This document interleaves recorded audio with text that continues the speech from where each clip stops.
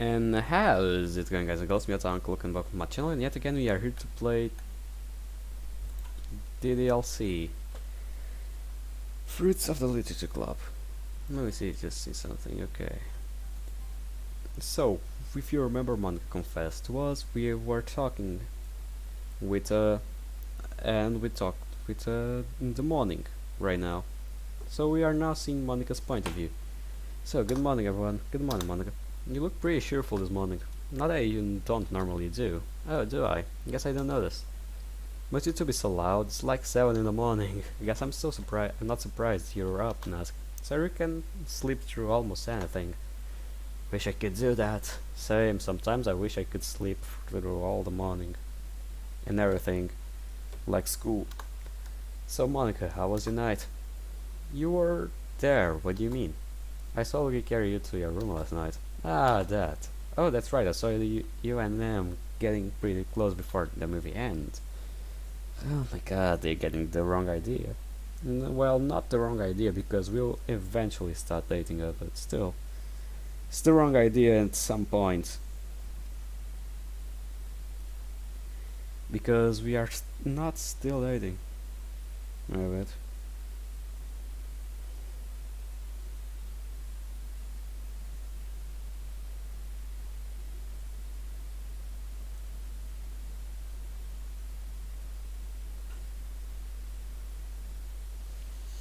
Well, let's go. Huh, did you tell him about your feelings? Yeah, come on, tell us. Yeah. What did he say? Did he reject your feelings? That rude, ignorant, inconsiderate son of a bi- No, he didn't reject me, Nasky. Then what did he do? And she explains all shit he did last night. Yeah. That is what happened. What are you laughing about, Yuri? It sounds to me like he's scared to answer. Scared to answer? Do you really think so? Now that she mentions it, it does sound like it, but he doesn't really look like the guy who would be scared of a simple question. Monica. He actually told me that he doesn't have much experience with girls, so maybe your theory isn't far off, Yuri. Ah, this guy that knows Alpha. He's passed all of his life, a lot of his life, pretty much all his life, working like a mercenary. So, and most of the time until he was 7 years old, he was tortured by his own dad. Guess he didn't had much time to play with other girls and stuff. Well, to see girls at all, to go to school either. He didn't have time to that. Do you think it's such a weird stuff with a childhood like that? I hardly think so. Good morning everyone, and here we go, now explaining the whole situation again to Sayuri. Okay, 10 PM. I lean back against the wall and relax my body, the exhaustion slowly overcoming me. My muscles scream at me to stop moving. It's definitely been quite a while since I was this sore and tired. I performed my usual workout routine and I challenged myself a little too intensely this time. But I can endure the pain. I mean, if the situation comes down to it and I have no other choice, I'll have to endure whatever pain I am feeling to reach my objective. Okay, wait, now I remembered something. Probably Kagan will be with Sayuri. And that's not good, but still. That's far from our concern right now. At least this guy's concern. My concern still's up. Yeah, my phone buzzes. It's a text from Monica. Hey, how are you doing? It's okay. Just got home. What about you? Can't sleep. She sure is using a lot of emojis than normal. That sucks. A little. I've been thinking about yesterday. Why is that? Well, when I kinda confessed it to you. I went out of my comfort zone, but I think it was the best, right? Honestly, I don't have much experience with anyone confessing their feelings to me, so I can't say much. I see. Well, I still think it was a good idea. To get that off my chest. Probably. Oh, and the flowers you gave me earlier were beautiful. I have them sitting in the vase on my bedroom. Nice. I'm glad you like them. Got them from a special place a little out of town. Oh, Maida, must have taken you a long time. I'm sorry. Don't be. I did it on my own accord. Well, I appreciate it. Texting with Monica helps me ease my tense muscles a bit. But before I know it, I feel so exhausted that I can no longer keep my eyes open. Well, yeah, no one knows and it's 3 PM. Let's go. She's right up there. Thank you. And what the hell did you need me for again? Beats me. The man shrugs his shoulders. This better be good. I reached the top of the stairwell and opened the metallic door. I step out onto the sunny and empty rooftop. The woman turns to face me, smiling after realizing who I was. The hell do you need me for, woman? Hey, sorry to bother you, I was just bored up here all alone. Then why are you up here all alone? I'm not, now that you're here. You're unbelievably difficult. What do you want? Stay up here with me for a bit. I don't have all day. I really wish you didn't work as much as you do. Do you understand why I work that much? Well, yeah, to keep me safe. Bingo. The fact that you know that and still have the nerve to ask me that question is quite insulting. Well, I mean, yeah, but still. Don't need to be rude, buddy. There's no need for that. But nothing bad has happened, so why do you stress yourself unnecessarily? Look, I'm fine and I'll be okay as long as you are with me. Izuki looks up and down herself and then back into my eyes. This woman has been nothing but a handful ever since I was assigned to her, but at least she's lively unlike the others. Sure, nothing has happened yet because of me. That doesn't mean I can afford to sit around and joke with you 24/7. The least you can do is try. We've been together for a few months, I mean it. And I mean it when I say that the least you can do is try. Woman, don't say things like that. People are going to get the wrong impression and think we are dating. Right, sorry. Anyway, what are you even doing up here? Normally you're in your room on the phone with one of the thousands of friends you have, doing something god-awful like practicing your singing or dancing. Felt like I needed a little break from all of that and just relax in the fresh air. Wait, my singing and dancing isn't god-awful. Maybe to the very people who lust after you. But let's just say this, that isn't my song and dance. You know, I would be more upset at you if that joke wasn't cleverly applied. Heh. Izuki is leaning against a chain-link fence that borders the roof. Okay. I walk next to her and join. Nice. Okay, let's see what this is going to be. And we are finally getting to know more about Izuki, which is nice, because it's someone new present in the DDLC universe that we have. We already had who? Kiba, Kagan, that other guy Wallace. Now Izuki / Psionica, because in one of the modes it's called Psionica. Either way, let's go. The beach that you can see from the roof fills the air with a salty undertone, but it isn't overbearing in the slightest. In fact, it complements everything. Izuki air flows gently in the breeze as her eyes take mental pictures of the captivating beauty. So I was thinking, how long are you going to stay with me? Why do you ask? Just curious, that's all. Wait. My damn voice. Trailing off again. Just curious, that's all. I'm sure eventually you'll get rid of me. I didn't mean it in a bad way. I like it the way it is. What? You can't possibly tell me you like things the way they are. There are reasons I'm even here with you, you know? I know. I wish we could have met with much more pleasant circumstances. But you know what? I'm still happy with how things are. Whatever you say. Izuki scoots closer to me and wraps her arms around my shoulders in a poor attempt to hug me. What the hell are you doing, woman? I'm hugging you, silly. Oh? You're not wearing your... No, I'm not. I don't really see anything happening today, let alone on this rooftop. But that reminds me. Your father said we are traveling again tomorrow morning. Just one little break. Each day you're not performing should be one. This isn't that easy. What about you? Each day you're not protecting me should be a break for you. Touché. Come on, join me for lunch. Let's go. Okay, 10 for 4th, probably October. Probably October. Okay, I turn over and face my wall, realizing that my throat is completely dry. I get up and head to the kitchen to get some water. Really wish I could forget that part of my life, but I could never forget her. The more I think about it, the more I see similarities between Monica and Izuki. It's almost uncanny at times. The way of thinking, the confidence, their eyes. Downing a few glasses of water, I returned to my bed. I have school tomorrow, at least that will help me forget this. But you know what? I'm happy with how the things are. Through everything, you still were able to say you were happy. Maybe I can take a page or two from your books, Izuki. Lockers, okay. I bet this is the part where Kagan starts to mess with people and say them to bully Sayuri. It's okay. Lunch period has begun, but as I put my first half of the day's textbooks away and I retrieve the second, Sayuri comes up and waves. Hey, yo Sayuri, what do you need? Was wondering if we could eat lunch together today. Feeling lonely again? No, you are probably the one feeling lonely today. Sayuri streaks out her tongue. Unlike someone, I am quite alright alone, but sure, I'll eat with you today, Sayuri. Yay. Oh, do you mind if we eat in the classroom today instead of the lunchroom? Why? No reasons. I'm going into the lunchroom. If you want to eat in the classroom, then go ahead.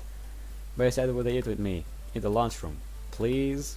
No. Sayuri shifts inside her shoes as she is hiding something. Will you just spit it out? The hell is bothering you so much? Tears begins to fill Sayuri's eyes. What is it? There are these girls in there, and they're really mean to me. They are mean? Well, people are mean, Sayuri. You'll need to suck it up. Sayuri pouts and looks at me like she's a scared puppy. Whatever those girls were doing to Sayuri really has her adamant on avoiding them.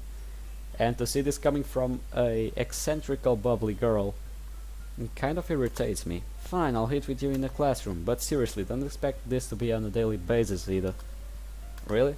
Yes, but you need to do me a favor in return. What is it? Show me who these girls are. What?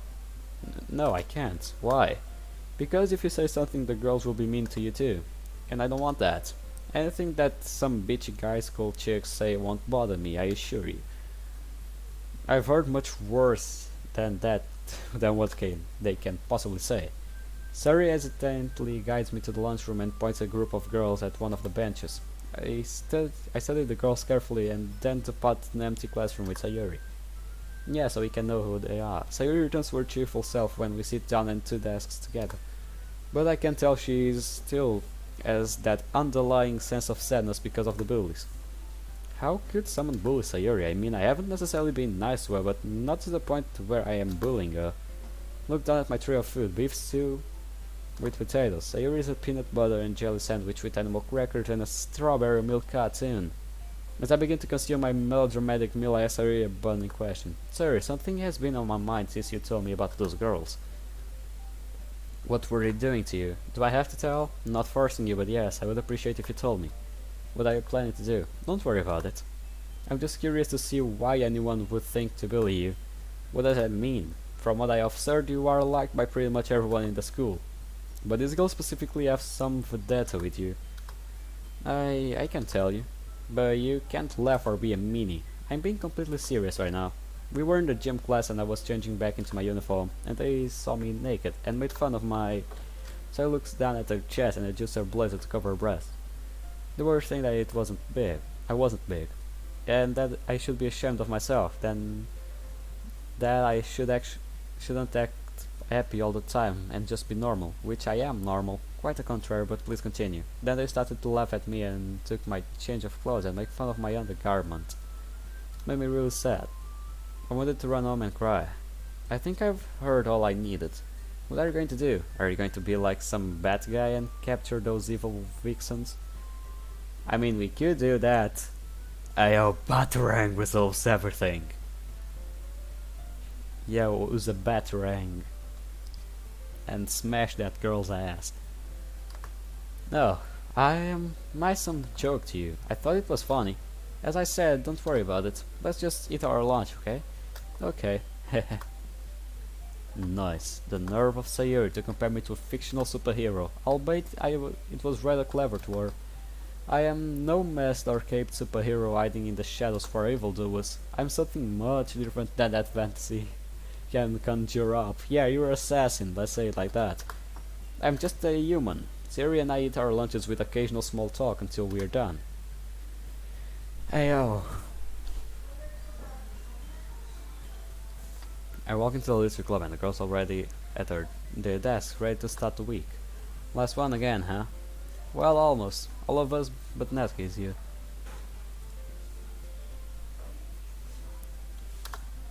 Where is she?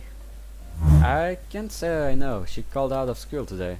Alright, so what is on the itinerary? Was thinking that we could kind of take it easy on our events today since Natsuki is gone. I know that she would be pretty upset if we had fun without her. Yeah, so with that said, why don't we all sit down and kind of chat for a while and maybe read? Anything productive and related to literature is sure to be fun if we all partake in it. Monica voice emanates around the classroom with an electrifying excitement. Oh, I have an idea. What is it, Sayuri? Why don't we all tell stories? Stories? What a fantastic idea. What type of stories? How about ones that have an exceptional plot and eccentric characters? Maybe we can all come up with our own stories. Or even tell some from the funny or happy events we've all experienced. That sounds real fun. Sayuri hops and giggles to herself, probably coming up with some silly escapade to share with us. Guess this could be a little amusing. Yuri smiles smugly to herself. Right, let's do it. I'll give us all a few minutes to think. I am curious to see what kind of story Monica creates. Probably something intricate and well thought out. Well, nevertheless, I might as well start thinking too.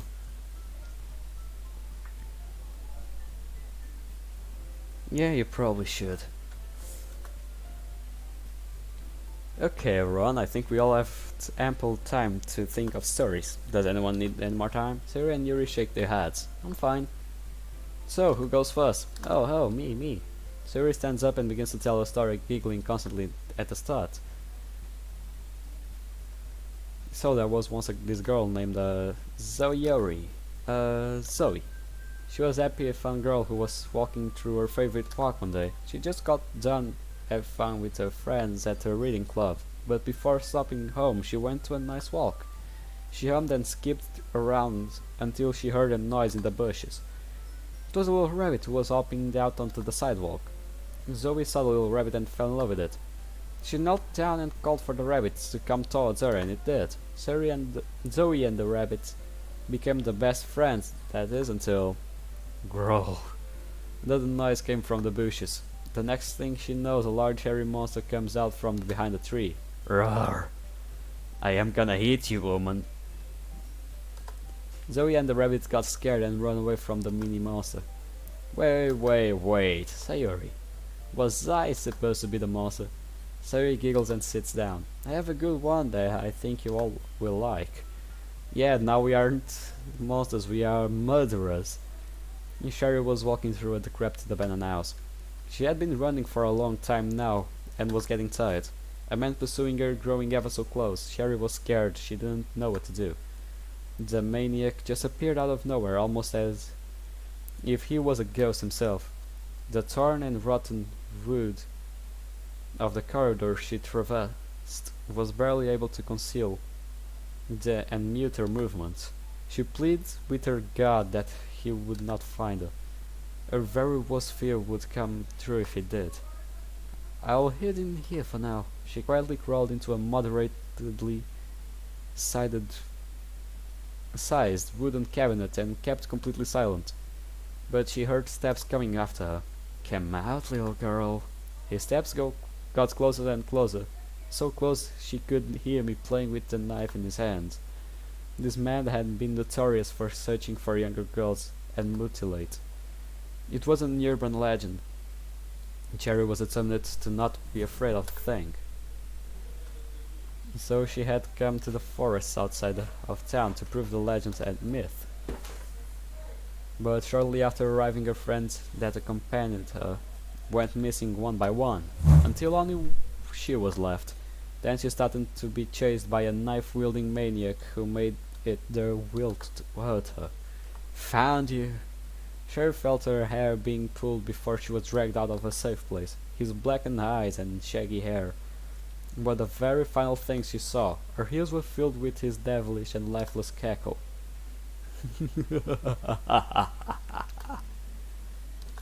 Very macabre, Yuri. Okay, Are we murderers? Yes, we are, but still, we hit it good, so meh. Okay, I guess we'll go next. I'll go next. Okay, let's go. Erica was a 19-year-old girl who was avidly reading in her room. She was terribly bored after her incredibly eventful day. Eventually she got really tired and closed her eyes, but she was woken by someone calling her name. Hey, in here. All of a sudden Erica felt someone grab her and pull her towards her book. After crashing into a seemingly non-existent ground, she looked around and felt someone stand by her side. Erica, come on, let's go on an adventure. The charming voice materialized into an image of a prince. He stood there next to her and took her hand. Just then, Erica felt that everything in her life was completed. The prince showed her his castle, his friends, and several intriguing beasts she had never seen before. Let us continue our journey together forever. He outstretched his hand to Erica, who accepted and became his princess. Okay. She smiled and put on her diamond emerald crown. But then Erica felt her legs fall asleep, which ripped her from her dream. Realizing that harsh reality, she sighed and closed the book. Don't you worry, my prince, I will return soon. And that is my story. How romantic. Really enjoy that. These girls think I'm some type of joke. Who the hell? To two of them I'm some evil and demented monster, and the other I'm some perfect prince. What a handful these girls are. Well, I guess it's my turn now. This is my favorite story. Come on, I guess it's normal that this is my favorite one. I actually like Yuri's story as well. It could have a good plot. Someone could still writing this. It could have a good plot. But I prefer Luki's story because you'll see now. 1:30. The boat skids across the water as we begin to reach the beach. All of our eyes set on one thing. The darkness of the night conceals us and makes it easier for us to approach. Luki, we'll be here in 45 seconds. Copy. Echo 4, you with me? Understood. Bravo 6, you're on me? Understood. The boat makes contact with the shore, and all of us apart from it, remaining low on the ground, we stick to the foliage that encompasses the beach, keeping my eyes focused in front of me and my ears open. I make my advance with my partner. We remain completely silent and halt all communications with the other teams. The very faint sounds of our steps in the sand reminds me of where I am. The rain begins to fall, something we anticipated and relied on. The rain and the ocean will help mask our movements and conceal our sound. It should also make things easier when we have to make contact. I was told there was going to be a heavier than normal storm, which is why we made our approach tonight. Furrowing my brow, we traverse a rock passage which reveals our target. My partner and I continue to skulk against the foliage as we get closer to the house. The lights are still on and it seems somewhat lively. It's no matter, we have our mission. We will complete it no matter what. Getting closer to the building, I slow down and listen to the people inside. I wave to my partner behind me that we found our target. He gets closer and places a small device under the folding of the building. I move around to the back of the building near a door and do the same. I take my positions against the left side of the door. My partner takes the right. We look at each other and quietly try the knob. It's locked. I move the lock and begin to inspect it. After figuring it out, I grab my multi-tool and insert it into the lock. Click. Gently open the door and move into the house. My partner remains behind to cover my leave. Readying my commissioned M9A1. I move silently across the marble flooring. The dark room ends at another door that my target slips behind. This man is evil. He's orchestrated the cold-blooded murders of many innocent people. He has been able to elude us for a short time, or so he thought. We've known about his residence for a very long time now. We just never had ample opportunity to strike. During my briefing earlier in the night, when I found out about this, I swear to God I smiled. Something rare during these times. I move across the hall, avoiding any lights or human contact. I test the knob of his bedroom. It's unlocked. Opening the door and closing it gently and silently. Behind me, I approach him. The man is fast asleep in his bed. I was originally curious about how he would sleep at a time like this, but he seems to have very good sound dampening material in the walls. I can barely hear the people in the other room, but that also works out for me. I take no more time to think or reflect. His body flinches and twitches for a split second, then goes limp permanently. Right, let's go. I press a little button on my vest and silently leave the way I came. My partner and I stick back to the foliage and return to the boat. How was that? What? Did you come up with all that in the short time we had? Well, no. That story one of my old classmates told at school a lot. There is more to it, but a lot of it is just filler and I kind of just cut to the good part. I'm impressed, you told it very well. I was on the edge of my seat. Sayuri? He killed the man. Yes, Sayuri. That's mean. Were you always this dense? Sorry, it was a good story, but I didn't expect the killing part. What do you expect? Oh no, maybe a tickle? You're so innocent. I wrap an arm around Sayuri and rub her knuckles against his scalp. Ow, ow, ow, ow, ow. You're going to mess up my hair. Alright, so now that we are done with our stories, we should get ready to pack up. Checking my watch, I realize we've spent over an hour in the club room, just telling stories. Time flew fast, wow. The girls begin to pack up their stuff. Yes. Slinging my bag over my shoulder, Monica glanced at me from her desk. Yo, Monica. Hi. Pretty relaxed day, huh? If you say so. It was a nice change from reading poems every day to just telling little stories. Did you like mine? Besides the cliche image of me as a perfect prince, it wasn't bad. I was expecting something longer for you, though. That was a really short story. Hehe, I know, but something kept distracting me. Monica blushed slightly and stares into my eyes. Do you need someone to walk home with you? What about Sayuri? If you look, I turn around and face an empty club room. She already left. Then sure, I'd love to walk home with you. Let's go. This will be fun. Okay, Monica and I turn... Wait. Monica and I turn down a narrow street that leads to her house. Yes. She happily strides by my side. Monica hums to herself as we walk. What's that? Oh, nothing. Just a song I am thinking of. Ah, you know you should play that on piano. Was thinking about it actually. Oh, look, it's Monica. Some of Monica's friends start dashing towards her. Oh, hi Molly. Walking home with your boyfriend? No, we aren't dating. You two would make such a couple. A cute couple, okay. Haha. How's that? Well, she's super smart and super extracurricular, is that a thing? And she's gorgeous. You're also pretty smart and athletic. And you are also pretty hot. I even heard that you were filling in for one of the varsity soccer plays recently. It was only temporarily, though. I see. I mean, it's such a waste and shame to see that you two aren't dating yet. Molly, do you have a boyfriend? No, I don't. Why? She looks up into my eyes. I was just curious about why a pretty girl like yourself isn't taken. I'm close to Molly's ear. Maybe it's because you don't know how true a relationship works. That was rude. Phew, what was she thinking? Come on, I walk next to Monica and wrap her arm around her waist. You are correct. Monica is smart, extracurricular, and gorgeous. But me being characteristic traits of a similar nature does not make us compatible. It's a personality that makes us compatible. So why aren't you dating? Monica confessed to me and So you rejected her. I didn't reject her. But then again, I don't believe personal affairs such as that need to be discussed with third parties like yourself.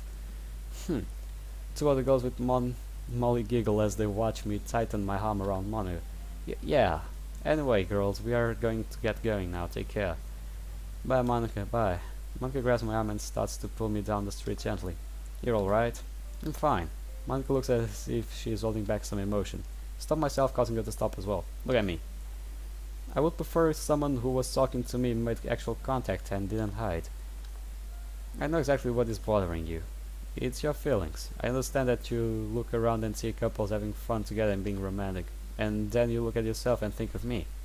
It probably wouldn't be as sad either if your friends didn't constantly badger you about your feelings. That's why I took a stand for you. You didn't need to do that though. You said it yourself, we weren't dating. Yeah, I did. Guess all of this time I haven't really understood how it was to be a boyfriend or in an intimate relationship with someone. But that was then, and this is now. I've done a lot of thinking the past few days, and I think it's time to be the man that Ashley would have wanted me to be. Hey yo, let's go! Monica, can I ask you a question? Of course. Take a deep inhale and then exhale. Would you be my girlfriend? Monica looks completely speechless. I totally chuckle, realizing this is a huge shock to her all of a sudden. Yes, I will. Monica wraps her arms around me and lets out a few more tears. Alright. You're gonna break my neck if you squeeze any tighter. Sorry. Monica releases me and smiles. We're almost at your house. Come on, let's go. We will both begin walking again. Monica anxiously wraps her left arm around my right. Hey, would you mind sticking around for a bit after we get to my house? I was wondering if we could go out somewhere. Where to? I know a really good coffee shop just downtown. Yeah, guess I can kill some time. Great. As long as you're not killing people, kill some time is not that bad. After another 5 minutes of walking in rather comforting silence, we arrive at Monica's house. She informs me that she is going to take a shower and change her clothes, so I decide to wait in the living room. But I get curious and start to walk around and to look at her family photos in the walls. Grab a frame off the wall and examine it. It's a picture of younger Monica riding a horse. Won't lie, she looks cute. Her eyes were just emerald then, as they are now. Carefully placing the frame back on the wall, I return to the living room and sit down. Wait, this wasn't the living room of her house, but still. After a few minutes I hear Monica coming down her hallway. Monica? Hey, sorry I came out here like this. Can you do me a favor? What is it? I bought a new body wash and I forgot to bring it into my shower with me. It's in the kitchen on the counter. Can you grab it for me? Sure. I stand up and walk over to her kitchen, noticing a plastic bag on the counter. I reach inside and grab a bright blue bottle with a body wash and carefully walk into towards Monica. Here you go. Thank you so much. I'll be right out. Monica turns away and walks back into the hallway. Monica in a towel. Wow. Alright, enough of the distraction. I'll pull out my GP phone and start to browse for a bit until Monica can finish getting ready. Oh yeah, okay, let's go. Okay, I'm all finished. It's about damn time. I had to make myself look extra good this time. Why? Because I'm your girlfriend, silly. I don't think it was rented enough for you to take any extra measures. You look pretty pristine each time I see you anyway. Shall we go? Yep. Let's go. Monica and I start to walk down an emptier than expected sidewalk towards downtown. She does look beautiful in her outfit. I can't really place my finger on it, but ever since she became my girlfriend I see her differently. Continue my thoughts while walking casually next to Monica, but something rips me from the inner depths of my consciousness. There she is. Black sedan with tinted window starts to drive to us. The back passenger window is rolled down and a man reaches out with a handgun. What the hell? Thinking quickly as he aims the weapon at Monica, I interrupt the line inside between him and Monica. Huh? What's going on? Get down! I shove her to the ground to some newspaper machines in an effort to create cover. Next I throw myself onto her as a shield. Holy shit. I hear a voice calling out to me. My side feels warm and damp. Where am I? The voice calls out once again, but I can't distinguish who it is or what it is saying. All of a sudden I feel sensation of my left side around my rib cage. At least I think my rib cage. Pins that needlessly slowly cover my body, quickly turning into a solid material. I'm lying on the ground. My head rests against the pavement face first. Hey, I can barely hear Monica. She sits crouched above me, tears pouring from her eyes. All I can clearly hear is the sound of my heartbeat, the sound of my body desperately trying to keep the blood flowing. Hey, please wake up. I try as hard as I can to regain control of my arms. I manage to push myself off the ground a few inches. My right side follows the command. My brain sends it fine, but my left side lags a bit. Knowing all of a sudden the pain starts to overwhelm me, I roll my weights on my side so I can lay on my back. Can you hear me? Monica is saying something. I need to try to hear what she is saying. My mind refuses to focus on the voice. Trying my normal stress reduction exercise mentally, I manage to calm my heart rate and focus a bit more. Monica, you can hear me? Oh, thank God. Taking control of my body once more, I start to realize where I truly am. The pain in my side. I try to raise my head, up to see what exactly is causing my pain, but when I look down, my fears are confirmed. I'm bleeding profusely out and my left side around my kidney. Mother, Monica has a piece of cloth that looks have been ripped in her hands. Those hands which are pressed against the hole in my body. Monica, apply more pressure. I'm still bleeding. Of course. How do you feel? It hurts. Monica starts to suck hair in and out her mouth desperately. She is on the verge of breaking down completely. I try to find words to comfort her, but none come to mind. Thinking just makes everything hurt worse. Just lie back and let Monica continue to hold my wound shut. Are those sirens I heard? I can tell. My heartbeat slows even more. What is real? What isn't real? I feel as if everything in my mind is cloudy, prickly, and fake. Is Monica even here with me right now? Wait, why am I being surrounded by people? Get away from me. The men don't seem to listen because next thing I know I'm being lifted onto something and put into a car. Wait, before the doors are closed I look and reach out to Monica. The people around me visibly argue with each other and then Monica steps into the car with us. I can't see much of where she is, but I feel her hand around mine. Dizziness starts to overtake me. I'm losing consciousness. Yeah. Okay, let's go. Alright, this is where you are bunking. Interesting. Immediately walking over the window, I peer around to survey the vantage point I was given. Where the locks test. As far as I know, yes. Still looking around outside the window, I peer off the side and look at the rooftops I'm above. What type of mechanism is mine? Just normal, not anything fancy. So you skimped out on me, nice. Sinking in frustration, I turn around and face the older gentleman before me. What type of locks does Izuki have? The same as yours. Unacceptable. Change it. What? What to? HIT chain key. What is that? Help me grab my boxes and I'll show you. Opening one of the boxes and another few men bring in a mattress, I show the man a metallic lock. This lock is a rare deadbolt and knob mechanism that has been modified to be more efficient. It uses a key that is more so a chain than a piece of metal. Why is that? Easy. It can't be picked. Only 3 people will have the key of Izuki's room. Izuki, her father, and myself. Anyone else is prohibited from handling the keys at any time. I see. So you suddenly are taking this seriously. Her safety is my priority. It may seem like much if it wasn't needed. I wouldn't have been excited to this. Well, Central Branch, did you say you were the best? Well, Central Branch did say you were the best. I hold up the lock and gently shake it towards him. This is to be installed immediately. I understand. I will call our locksmith and raise my hand to interrupt him. I will install this lock myself. Anyone else can sabotage it or copy grooves of the pins. Oh, right. I will go to inform Izuki you plan to perform maintenance on her room. Thank you, I'm gonna finish setting my posts here and then I'll be there.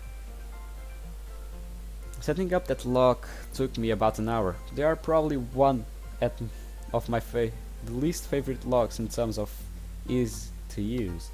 Especially since only 3 keys have been made. But they work. And they work well. A master locksmith could spend hours consecutively trying to pick this lock and have no luck. However, this model has been specifically modified for situations like this. If I ever lose the key or we're compromised, I have a fallback plan to get inside. Ashley always told me to have a plan no matter what.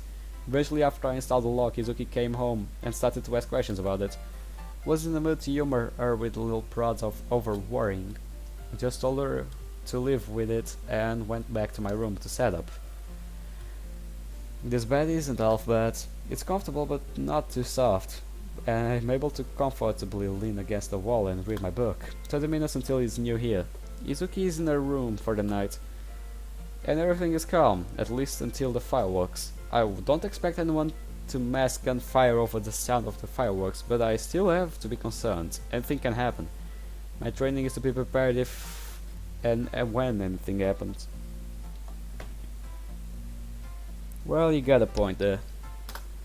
Gently placing the book down to bed to my left, I stand up and walk towards the door. Yo, hey, what do you want? Kind of wanted to talk to you about something. Is that okay? I guess. I move aside from the door and walk back to the bed. Izuki closed the door behind her and sits right beside me. I sit in silence and wait for her to talk, but she doesn't. Talk. Remember how I kind of gave you a hard time about the lock earlier? Okay, she's going to apologize, I bet. But she's a pop star, she shouldn't. Well, fuck it. Not all pop stars are dicks, so yeah. Yep, you've fought with me for like 20 minutes straight. Yeah, sorry about that. I just felt that you were always doing so many unnecessary things for me.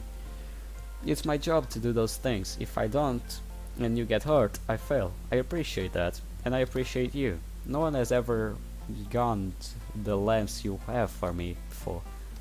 That a fact, then I guess the majority of the boys you prowl around with don't know shit about how to treat a lady. Well, even I don't at times. I mean, yeah, sometimes you are an ass, but from what you have told me, you were raised like this ever since you were younger, right? Correct. Ever since I was taken from my bastard of a father, I was raised to be a completely different person. Pieces eventually just fell into place after a while. Oh, I am glad I did. If it isn't for that, we wouldn't have met. And I might have some jackass as my god. You still technically have one. Shut up. You're special to me. And for the record, you totally aren't a jackass. Granted, you may be a little dense at times. The hell do you mean dance, woman? You don't pick up cues girl gives you. Huh? It's actually really cute at times. Kind of like how you have never had a girlfriend before. What did you say, punk? Izuki giggles and gently hits my arm. But ultimately, I'm really glad I have you. You know, if I didn't care about you, I would have dropped this damn excitement during my renewal date, right? When was that? Last month. It was fully my choice too. So you're stuck with me for a little while longer. Yeah, Izuki squeals and wraps her arms around me. Normally I would have shoved her off me and started berating at her, but right now I will allow it. It's almost becoming an habit for her to randomly do it. As long as it is just us, that is it. If we're in public and I'm focused, I won't let the woman lay a damn finger on me. But when we are alone, she does get all touchy-feely.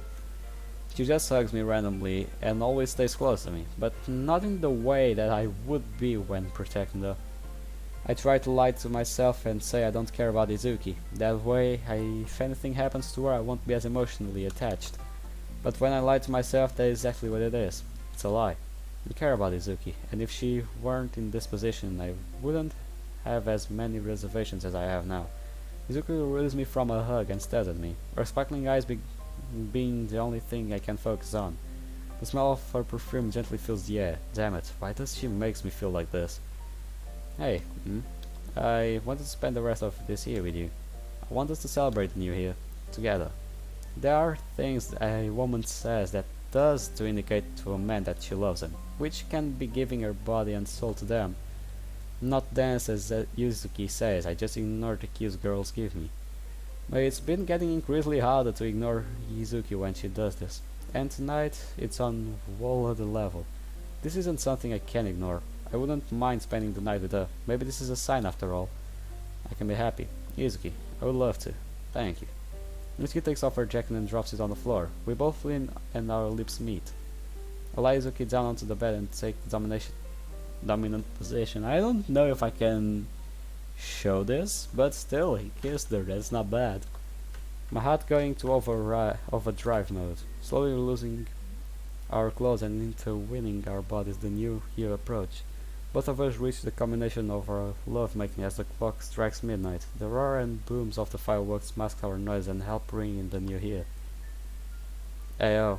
With Izuki fast asleep beside me, I lean up and check outside of the window. The fireworks have begun to die down. It isn't long before the rest of the land grows silent and rests.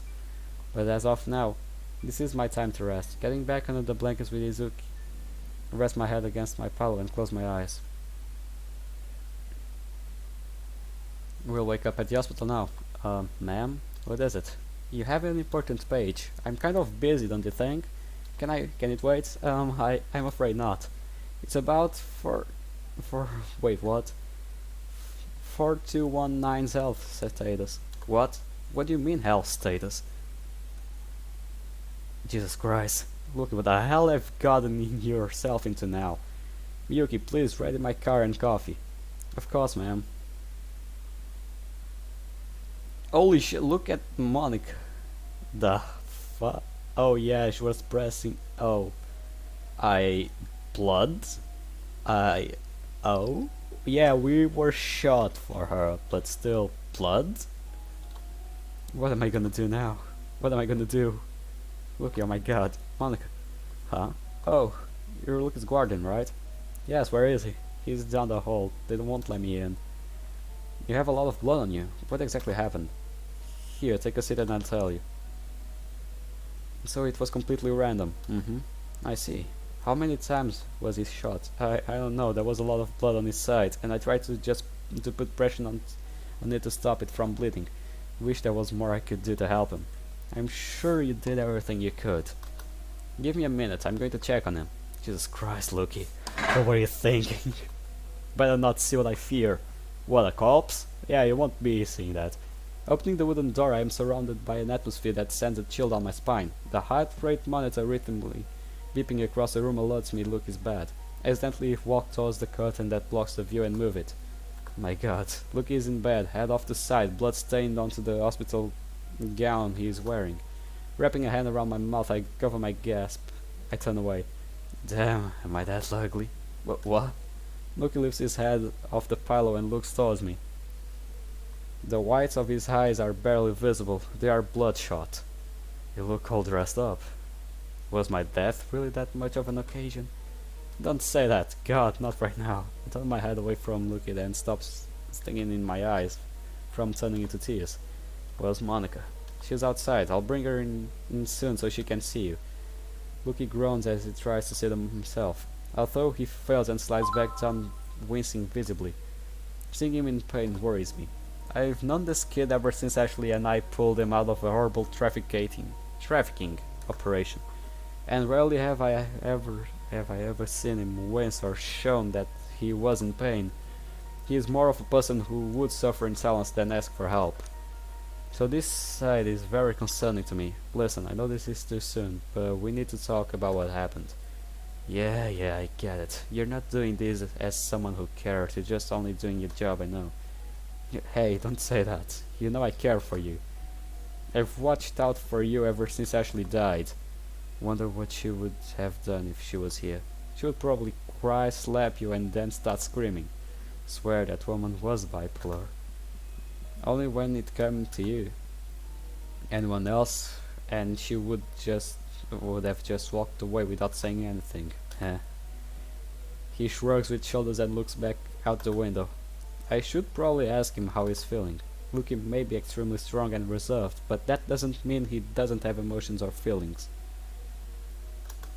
The thought of him expressing those leave a very sick feeling in my stomach, but it's the right thing to do. He could have died today, and knowing our last interaction was not as light-hearted as I wanted.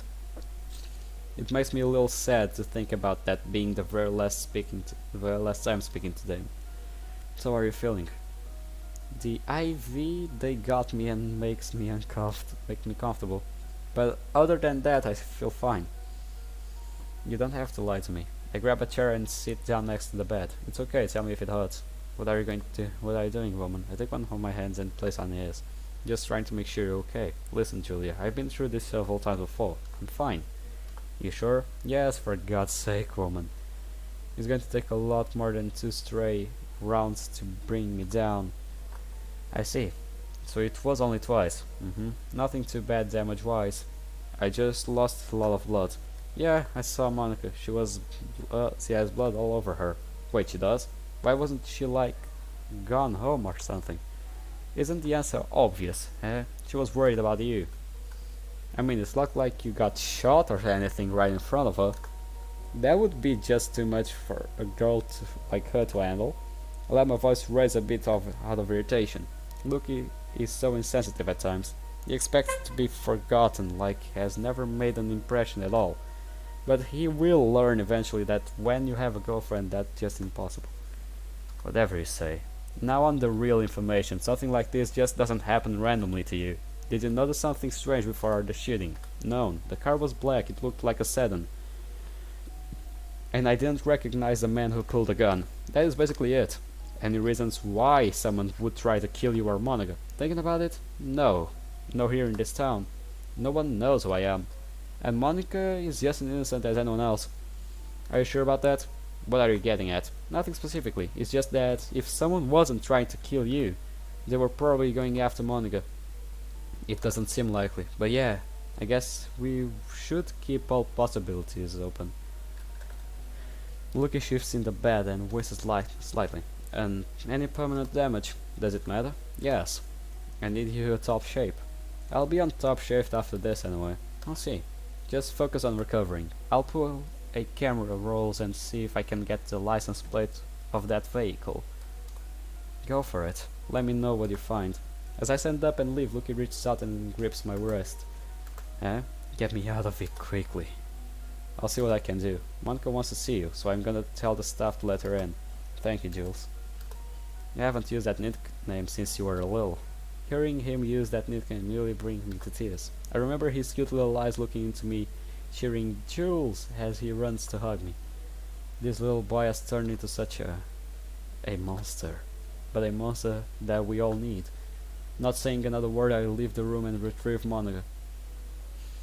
Julia leaves the room with an odd expression on her face. She had those ever since she came in here. It would be a lie if I said I wasn't concerned, but then again, who am I to question? I'm the one who took bullets for Monica, which nearly cost me my damn life, but honestly, it was needed. I wasn't going to sit there and let someone hurt Monica. My instincts kicked in. Monica opens the door and walks inside, her face red and scared. I gently raise my arm and wave to her. Hey, Monica. Huh? You're awake! She practically runs over to me. Her arms reach out to me, but stops inches from making contact with me. Right, I shouldn't hug you right now. You're still in a lot of pain. Don't worry about it too much. What matters is that I'm alive. Yeah, I don't even know what happened. All of a sudden you're telling me to get down and then I hear a lot of gunshots. Then you're on the ground next to me bleeding. You took those bullets from me. I don't know how I could ever repay you. Just don't worry. I wasn't going to let anyone hurt you. But it nearly cost you life. And if I lost you, I don't know what I would have done. Am I really that important? You're more important than you think. Monica avoids the topic and tries to change it immediately. How do you feel? I'll be fine. Just a flesh wound. I'm glad to hear. Monica sits down on the chair next to the bed and places her hands on mine. Only now do I notice that she is covered in blood. And it's mine. All of a sudden my visions of what I can remember and images of her panicking over me flash my eyes. She looks scared, frantic, worried that I was going to die. She ripped off a piece of her own clothes and to help stop my bleeding. As a result of that, she became covered in my blood. Only now does it become evident how much stress Monica was put through. A new heavy feeling overcomes my stomach. Monica lowers her head and looks down to the neatly cleaned marble flooring. Don't worry too much. Things could have gone a lot worse. I'm just happy that you're alive. That's all I care about right now. Her voice cracks and shakes as her watery eyes fight to produce more tears. I place my hand on hers and tighten my grip. Monica leans forward and wraps her arms around mine. She rests her head against my shoulder, which becomes damp quickly from her tears. Well, obviously. Ignoring the sting in my side, I endure the pain and hug her back. Deliberating in my mind, I decided to inform Monica's father about this incident. This is something that Monica isn't really prepared to explain, but since I have been through this more than once, it's best if I just do it for her. Just need to recover as much as I can first. Okay, it's been a while. Let's go.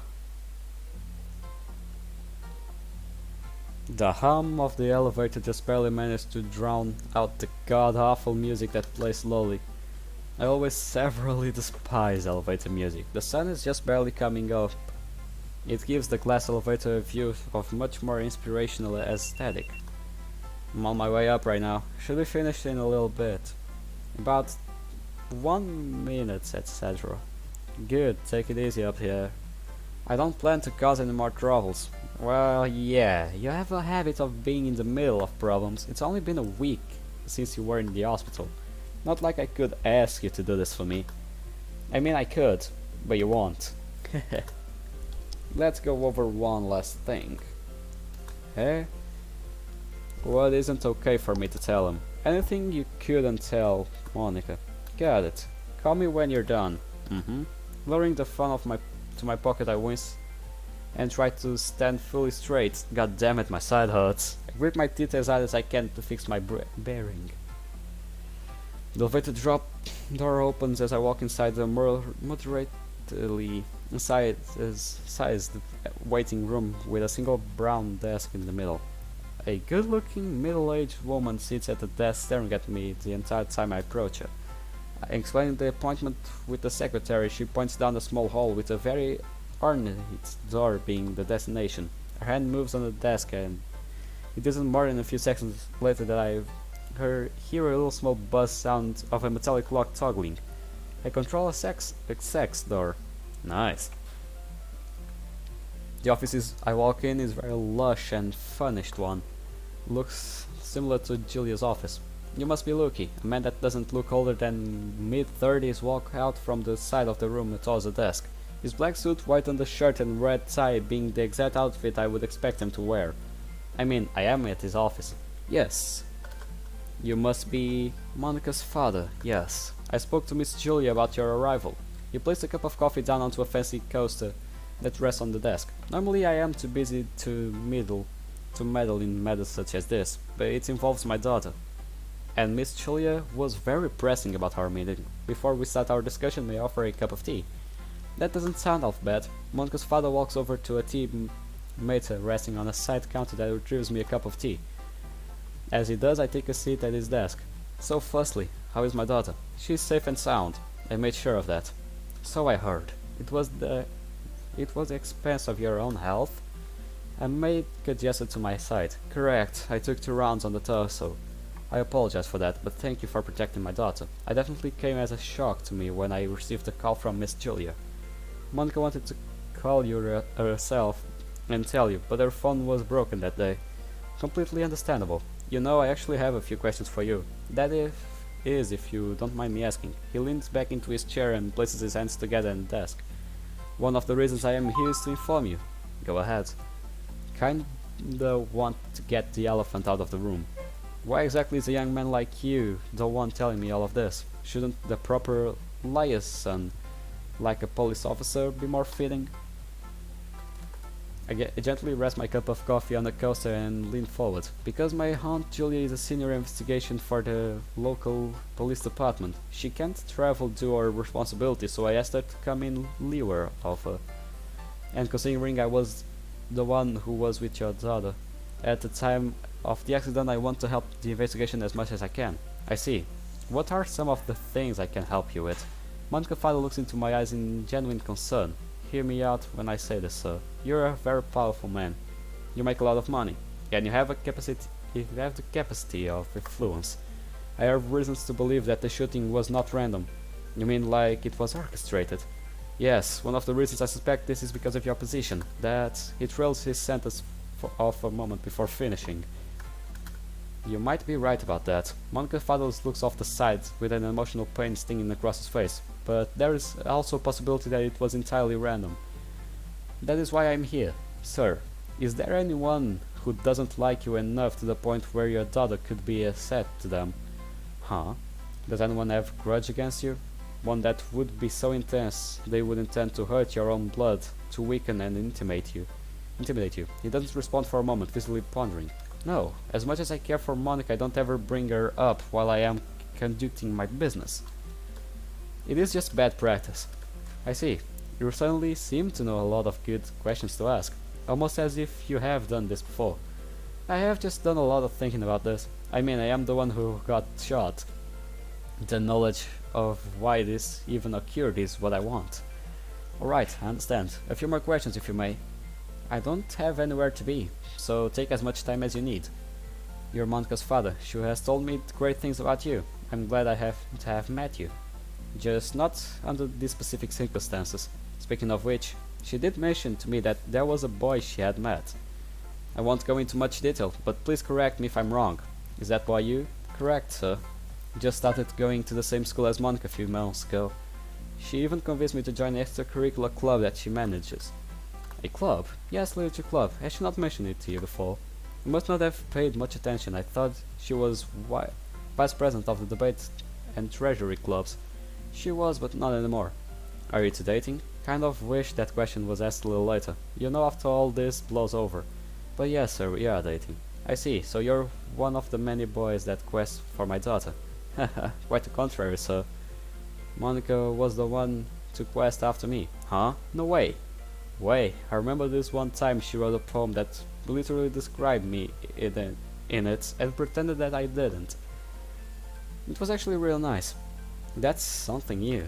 I haven't really seen of her or heard of my daughter liking any boys before, so this is quite stunning to hear, haha.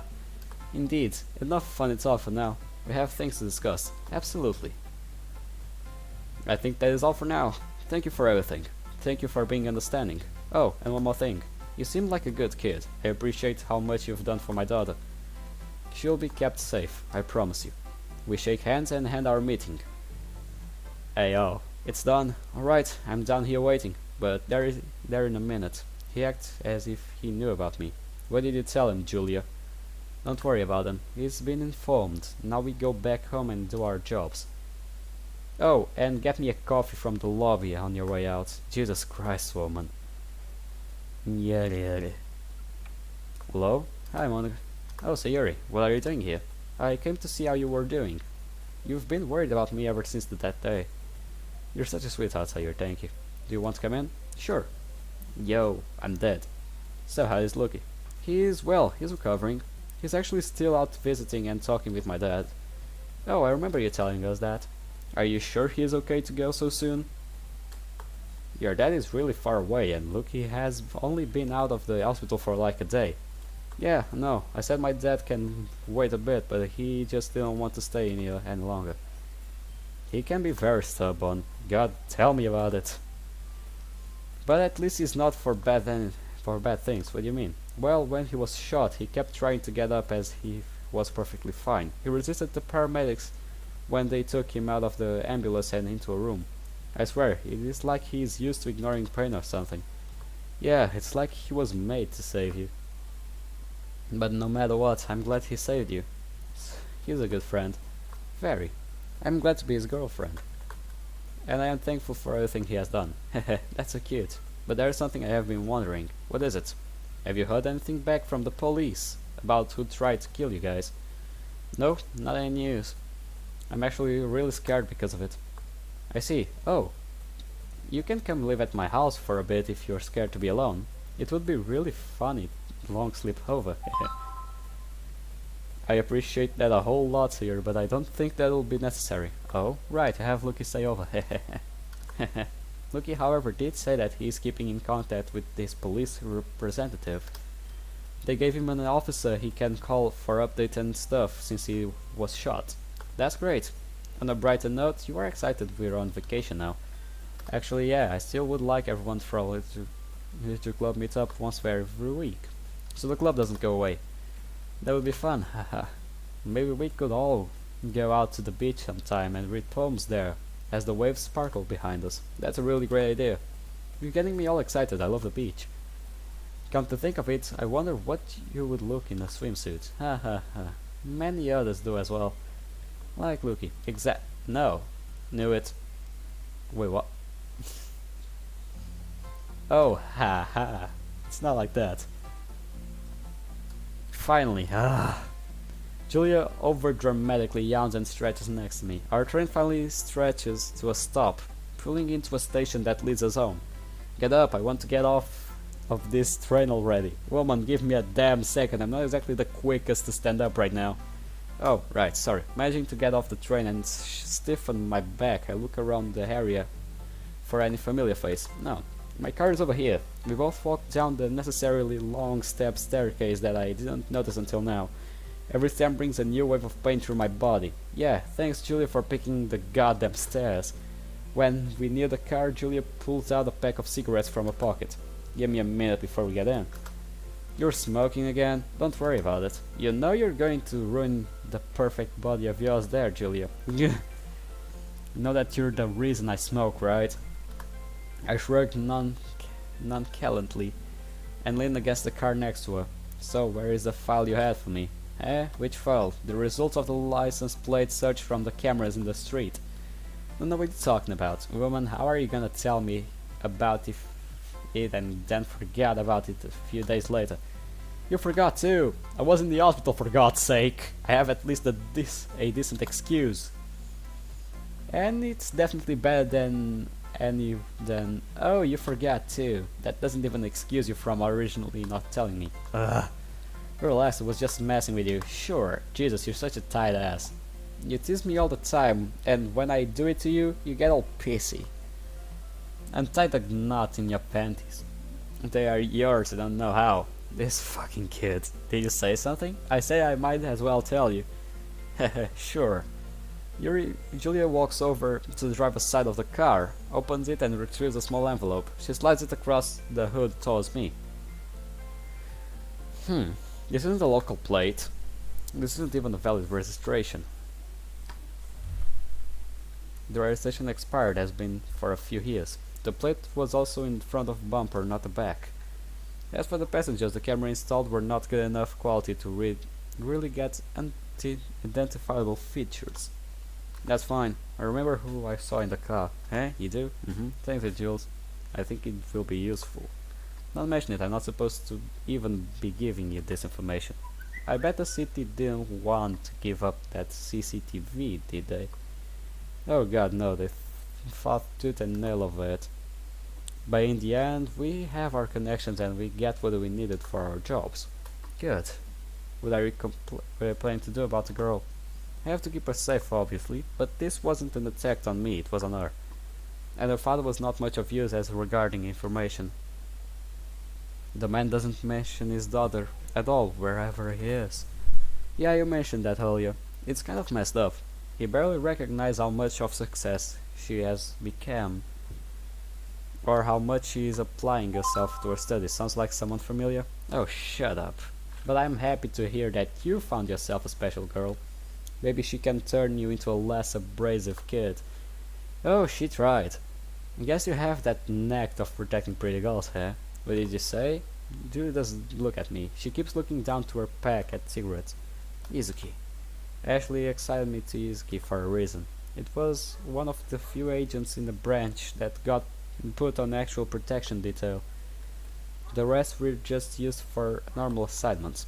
I recall, you did great with Izuki too, but then, let's not have this discussion right now. I understand. Can we leave this station now? Alright. Julia and I get in the car, and the entire ride home I looked over the information Julia was able to get for me. The vehicle the shooters used was a black Honda Accord with tinted windows and common rims. However, the front passenger tire had a different rim than the other three tires. This indicates that the other three rims or tires were replaced, and more insurance companies don't replace only 3 wheels on a car.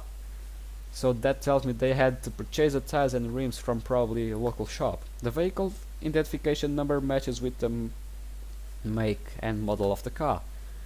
With all of this and some extra footage from city cameras, I can find who these people are. And I will find these people. Hey, oh, calm down. Calm your asses, pal. That won't be going on in this episode. Family buzz leaving in my pocket. I finished cleaning off some space on my kitchen counter. This will be our stop now. Hey, oh, override that. Wait, you know what I'll do now. So main menu, yes. Load game. There you go. Save. Here, yes, and main menu. Yes, okay. Load game. And so guys, that was it. I hope you guys enjoyed this video. Leave in the likes, leave in the comments, like and subscribe my channel.